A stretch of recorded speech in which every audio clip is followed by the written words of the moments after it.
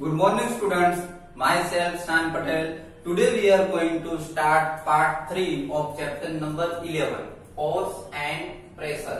जैसे कि बच्चों हमने चैप्टर नंबर 11 के दो पार्ट अब तक हमने देख लिए। फर्स्ट पार्ट में हमने फोर्स के बारे में समझा था कि फोर्स किसे कहा जाता है, ओके। तो उसमें हमने समझा था कि फोर्स किसको कहा जाता है, कोई भी ऑब्जेक्ट अगर स्टेशनरी ऑब्जेक्ट ऐसे ही पड़ा है, मीन्स स्टेशनरी ऑब्जेक्ट मीन्स क्या, वो मूव नहीं हो रहा है, उसको अगर हम पुश करें या तो पुल करें तो उसको फोर्स कहा जाता है। कोई भी ऑब्जेक्ट को हम पुश करें या तो पुल करें तो हमने इसके ऊपर फोर्स अप्लाई किया, ऐसा कहा जाता है, ओके। आज के लेक्चर में हम पार्ट 3 में a force can change the state of motion. आज के लेक्चर में हम a force can change the state of the motion के बारे में समझेंगे कि फोर्स जो है, अगर हम कोई भी ऑब्जेक्ट के ऊपर फोर्स अप्लाई करें तो उसकी मोशन में चेंज आ जाता है, वो मूव होने लगता है। किस तरीके से देखिए, अगर इसमें हम डिटेल में समझते देखिए। While taking a penalty kick in football, the player applies a force on the ball. देखिए फुटबॉल आपने देखा, फुटबॉल जो गेम है उसमें जो पेनल्टी किक लगाई जाती है, फुटबॉल गेम में जब पेनल्टी किक लगाई जाती है तब उसके ऊपर पेनल्टी किक ऐसे ही तो लगेगी नहीं। अगर हम ऐसे ही खड़े रहेंगे, प्लेयर ऐसे ही खड़ा है, फुटबॉल सामने पड़ा है, तो क्या ऐसे ही फुटबॉल मूव होगा? नहीं होगा। उसके लिए क्या करना पड़ेगा, हमारे लेग से, हमारे फुट से वो बॉल को क्या करना पड़ेगा, उसके ऊपर फोर्स लगाना पड़ेगा। समझ में आ रहा है? तभी वो बॉल क्या होगा, मूव होगा। Before being hit the ball was at rest and so its speed was 0। यहाँ पे ऐसा बताया गया है कि पेनल्टी किक मारने से पहले बॉल का ऐसे ही पड़ा होता है, रेस्ट पोजीशन में पड़ा होता है। समझ में आ रहा है? जैसे कि ये स्टिक है, ऐसे ही पड़ी है, तो ये रेस्ट पोजीशन में क्या है, ये रेस्ट पोजीशन में ऐसे ही पड़ी है, मूव नहीं हो रही है। समझ में आ रहा है? तो किक मारने से पहले बॉल भी क्या होता है, रेस्ट पोजीशन में पड़ा हुआ होता है। समझ में आ रहा है? मीन्स उसकी स्पीड 0 है। समझ में आ रहा है? ये रेस्ट पोजीशन में है तो इसकी स्पीड क्या है, 0 है। कोई भी ऑब्जेक्ट अगर रेस्ट पोजीशन में रहता है मीन्स उसको स्टेशनरी ऑब्जेक्ट कहा जाता है, तो उसकी स्पीड क्या होती है, उस टाइम पे 0 होती है। Clear? The applied force makes the ball move towards the goal. जब प्लेयर उसके ऊपर फोर्स लगाएगा, अपने लेग से, फुट से क्या करेगा, उसके ऊपर जो फोर्स लगाएगा तो वो जो फुटबॉल जो है वो मूव होगा गोल की ओर। किसकी ओर? गोल की ओर वो मूव होगा, ओके। उसमें मूव होगा फिर उसमें मोशन आएगी। जैसे कि ये स्टेशनरी ऑब्जेक्ट ऐसे ही पड़ा है, इसके ऊपर में फोर्स लगा तो ये मोशन में आ गया। क्या हुआ? मूव हो रहा है, मोशन में आ गया। समझ में आ रहा है? Okay. Suppose the goalkeeper dives और jumps up to save the goal. देखिए जो प्लेयर पेनल्टी किक मारता है उसने क्या किया, फोर्स लगाया, तो फुटबॉल क्या हुआ, फुटबॉल गोल की ओर मूव हो रहा है, वो मोशन में। समझ में आ रहा है? अब मूव हो रहा है तो सामने की साइड भी गोलकीपर तो होगा ही ना। बॉल को स्टॉप करने के लिए सामने कौन होगा, गोलकीपर होगा। गोलकीपर क्या करेगा, डाइव मारेगा या फिर जंप मारेगा बॉल को स्टॉप करने के लिए। By his action the goalkeeper tries to apply a force on the moving ball. देखिए गोलकीपर क्या करेगा, ये जो पेनल्टी किक मारी प्लेयर ने तो फुटबॉल मूव हुआ, फुटबॉल अभी गोलकीपर की ओर मूव हो रहा है, गोलकीपर की ओर फुटबॉल आ रहा है मोशन में। तो गोलकीपर क्या करेगा कि वो फुटबॉल को स्टॉप करने के लिए, वो बॉल को स्टॉप करने के लिए ऑपोजिट डायरेक्शन में फोर्स लगाएगा। समझ में आ रहा है? फुटबॉल इस डायरेक्शन में, समझ लो फुटबॉल इस डायरेक्शन में आ रहा है, यहां से पेनल्टी किक मारी, फुटबॉल इस डायरेक्शन से आ रहा है, गोलकीपर इस साइड में है, तो ऑपोजिट डायरेक्शन में फोर्स लगेगा तभी वो स्टॉप होगा ना बॉल, है ना? Okay. The force applied by him can stop or deflect the ball, saving a goal being scored. देखिए इसमें ऐसा बताया गया है कि बॉल गोलकीपर की ओर आ रहा है तो गोलकीपर क्या करेगा, उसके ऑपोजिट डायरेक्शन में फोर्स लगाएगा, जिसकी वजह से क्या होगा, या तो बॉल स्टॉप हो जाएगा या तो रिफ्लेक्ट हो जाएगा। समझ में आ रहा है? या तो स्टॉप या तो डिफ्लेक्ट। डिफ्लेक्ट का मतलब इधर उधर मूव हो जाएगा। समझ लो, डायरेक्शन चेंज हो जाएगी उसकी। क्लियर? ओके। तो सेविंग अ गोल बीइंग स्कोर्ड, अभी गोलकीपर ने अब बॉल को स्टॉप कर दिया या फिर डिफ्लेक्ट कर दिया, गोल नहीं होने दिया, समझ में आ रहा है, तो उसका गोल क्या हो जाएगा, बच जाएगा, गोल नहीं होगा, तो स्कोर उसका वहां पे सामने वाले ने जिसने किक मारी थी उसका गोल नहीं होगा। Clear? If the goalkeeper success in stopping the ball its speed decrease to 0। यहाँ पे क्या बताया गया है कि अगर गोलकीपर सक्सेस हो गया गोल को स्टॉप करने के लिए तो बॉल वापस क्या आ जाएगा, रेस्ट पोजीशन में आ जाएगा। समझ में आ रहा है? उसकी स्पीड 0 हो जाएगी। सबसे पहले स्टार्टिंग में जब पेनल्टी किक नहीं मारी थी, बॉल ऐसे ही पड़ा था रेस्ट पोजीशन में, तब उसकी स्पीड क्या थी, 0 थी। जब सामने वाले ने जब पेनल्टी किक मारी एक प्लेयर ने, तो बॉल क्या हुआ, उसकी स्पीड इंक्रीज हुई। समझ में आ रहा है? यहां से पेनल्टी किक स्टार्टिंग में बॉल 0 पोजीशन में था, उसकी 0 स्पीड थी। ओके, बाद में जब उसने पेनल्टी किक मारी तब बॉल क्या हुआ, मूव हुआ, उसकी स्पीड बड़ी इंक्रीज हुई। अब यहां से गोलकीपर क्या करेगा, उस बॉल को स्टॉप करने को ट्राई करेगा। जब बॉल स्टॉप हो जाएगा, गोलकीपर बॉल को पकड़ लेगा, तो उसकी स्पीड वापस क्या हो जाएगी, 0 हो जाएगी, वापस बॉल रेस्ट पोजीशन में आ जाएगा। समझ में आ रहा है? यहां से स्पीड इंक्रीज हुई, यहां से पहले 0 थी, बाद में किक मारी तो स्पीड इंक्रीज हुई, बढ़ी। अब गोलकीपर क्या करेगा, ऑपोजिट डायरेक्शन में फोर्स लगेगा, बॉल को स्टॉप करेगा, तो उसकी स्पीड वापस डिक्रीज होकर क्या हो जाएगी, 0 हो जाएगी। समझ में आ रहा है? Okay, now if the goalkeeper success in stopping the ball its speed decrease to 0। जब गोलकीपर बॉल को स्टॉप करने में सक्सेस हो जाए तो उसकी वापस स्पीड 0 हो जाएगी। These observations suggest that a force applied on an object may change its speed।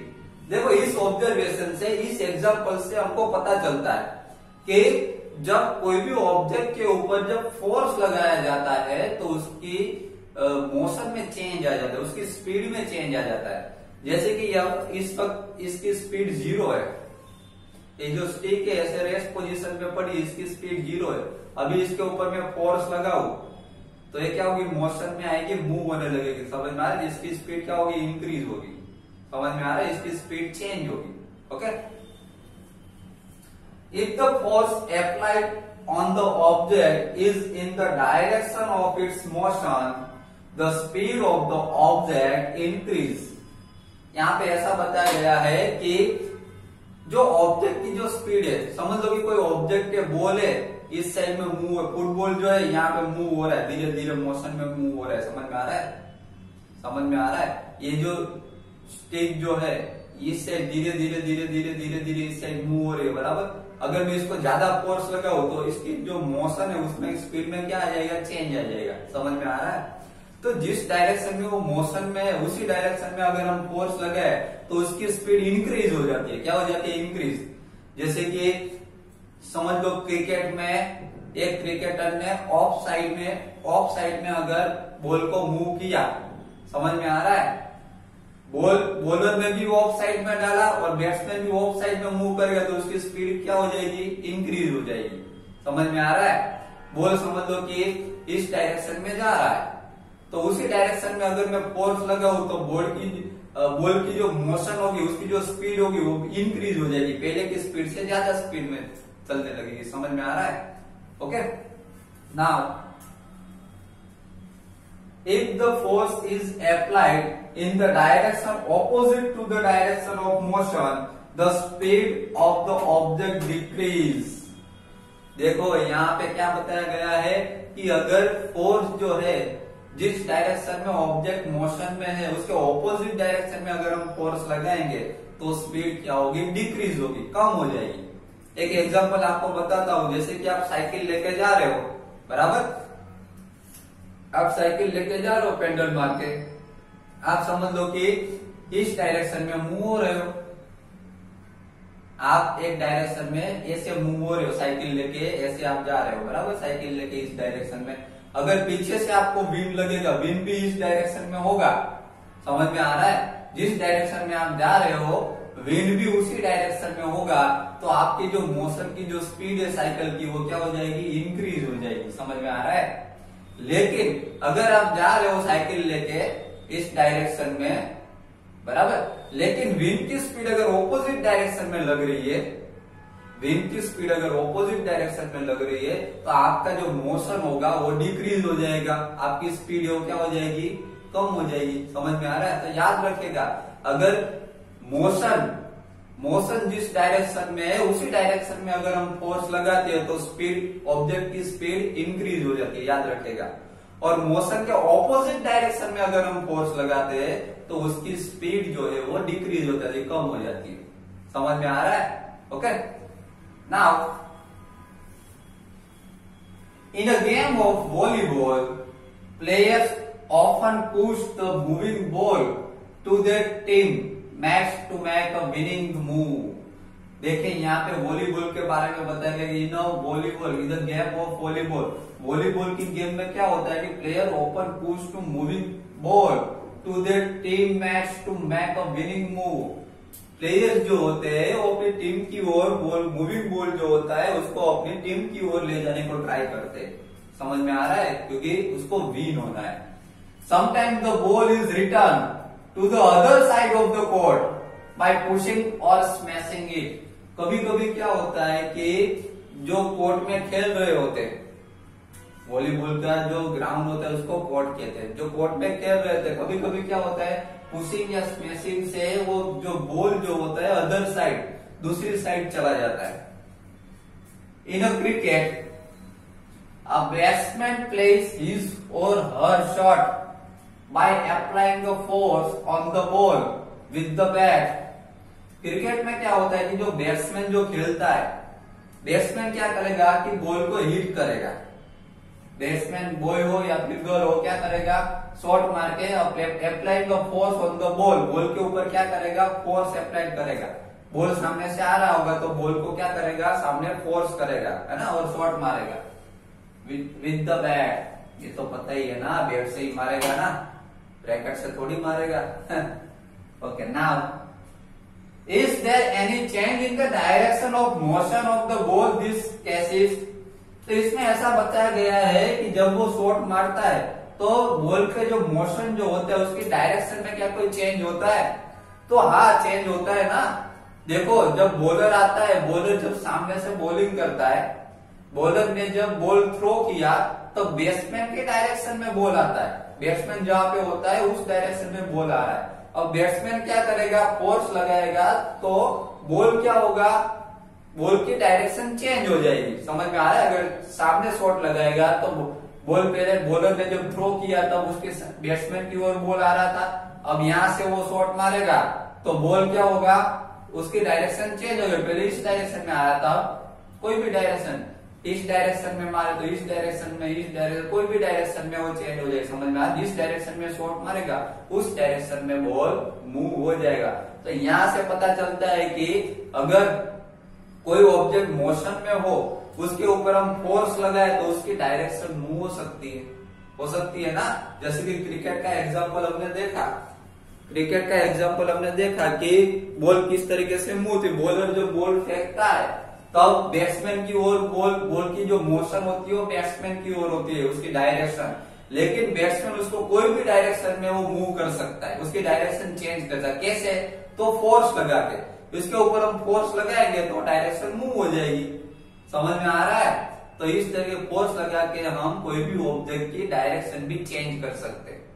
कोई भी ऑब्जेक्ट की डायरेक्शन चेंज करनी हो तो फोर्स लगा के हम कर सकते हैं। क्लियर? जैसे कि समझ लो, साइकिल का एग्जांपल दो। साइकिल अगर आपकी ओर आ रही है, बराबर, कोई आपकी ओर साइकिल लेके आ रहा है, अब क्या करोगे आप उसका हैंडल ऐसे मूव कर दो, फोर्स लगाओगे, उस साइकिल को फोर्स लगा के हैंडल ऐसे मूव कर दोगे तो जो आपकी ओर आ रही थी साइकिल वो क्या हो जाएगी, टर्न हो जाएगी। समझ में आ रहा है? तो फोर्स लगा के हम कोई भी ऑब्जेक्ट की जो मोशन जो होती है, कोई भी ऑब्जेक्ट की डायरेक्शन जो होती है उसको मूव कर सकते हैं, चेंज कर सकते हैं डायरेक्शन को। In all this example the speed and the direction of the moving ball change due to the application of a force. यहाँ पे ऐसा बताया गया है कि ये सभी एग्जाम्पल में या तो आप स्पीड या तो डायरेक्शन आप मूव कर सकते हो। ऑब्जेक्ट की स्पीड भी हम मूव कर सकते हैं, समझ में आ रहा है? स्पीड भी हम मूव स्पीड भी हम चेंज कर सकते हैं और डायरेक्शन भी हम चेंज कर सकते हैं। कोई भी ऑब्जेक्ट की स्पीड हम चेंज कर सकते हैं, समझ में आया? जैसे कि मैंने आपको समझा कि बॉल इस डायरेक्शन में जा रहा है, इसी डायरेक्शन में जा रहा है, धीरे धीरे धीरे उसको मैं ज्यादा फोर्स लगाऊंगा उसी डायरेक्शन में, तो उसकी स्पीड क्या हो जाएगी, इंक्रीज हो जाएगी, बढ़ जाएगी। लेकिन ऑपोजिट डायरेक्शन में मैं फोर्स लगाऊंगा तो उसकी स्पीड क्या हो जाएगी, डिक्रीज, कम हो जाएगी। तो फोर्स लगा के हम स्पीड इंक्रीज भी कर सकते हैं, डिक्रीज भी कर सकते हैं। ओके, उसी तरीके से डायरेक्शन, फोर्स लगा के हम कोई भी ऑब्जेक्ट की डायरेक्शन चेंज कर सकते हैं। जैसे कि मैंने आपको बॉलर और बैट्समैन वाला एग्जांपल बताया कि जब बॉल थ्रो करता है तब बैट्समैन की ओर डायरेक्शन में बॉल आता है, लेकिन बैट्समैन उसको कोई भी डायरेक्शन में फोर्स लगा के कोई भी डायरेक्शन में शॉट मार सकता है, समझ में आ रहा है? तो उसकी डायरेक्शन चेंज कर सकता है, तो फोर्स लगा के हम डायरेक्शन भी चेंज कर सकते हैं। Clear? Then a change in either the speed of an object और its direction of the motion और both is describe as a change in its state of motion. यहाँ पे ऐसा बताया गया है कि या तो कोई भी ऑब्जेक्ट की स्पीड चेंज होती हो या तो उसकी डायरेक्शन चेंज होती हो। किसके हिसाब से होती है? मोशन के हिसाब से। अगर कोई भी ऑब्जेक्ट मोशन में है तो हम उसकी डायरेक्शन भी चेंज कर सकते हैं, स्पीड भी चेंज कर सकते हैं। Thus a force may bring a change in the state of motion of an object। देखिए यहाँ पे क्या बताया गया है कि अगर कोई भी ऑब्जेक्ट मोशन में है, उसकी स्पीड या फिर उसकी डायरेक्शन चेंज करनी हो तो उसके ऊपर फोर्स अप्लाई करना पड़ता है। फोर्स के बिना कोई भी ऑब्जेक्ट मूव होता नहीं है, समझ में आ रहा है? फोर्स के बिना, विथआउट फोर्स हम कोई भी ऑब्जेक्ट की जो मोशन है उसको चेंज नहीं कर सकते, उसकी स्पीड चेंज नहीं कर सकते, उसकी डायरेक्शन चेंज नहीं कर सकते। तो अगर कोई भी ऑब्जेक्ट की मोशन में कोई ऑब्जेक्ट है, उसकी स्पीड या फिर उसकी डायरेक्शन चेंज करनी हो तो हमें उसके ऊपर फोर्स अप्लाई करना पड़ता है। क्लियर? तो बच्चों आज के लेक्चर में हमने बहुत ही इंटरेस्टिंग टॉपिक के बारे में समझा, force can change the state of motion. Okay, तो आज के लेक्चर में मैंने आपको जो भी समझाया इस वीडियो को वन टाइम फिर से इसको रिपीट कर लीजिए, इसको समझ लीजिए। ओके, और बाकी के जो टॉपिक्स जो है न्यू टॉपिक्स, बहुत ही इंटरेस्टिंग टॉपिक, वो मैं आपको पार्ट 4 में समझाऊंगा। Okay, thank you very much.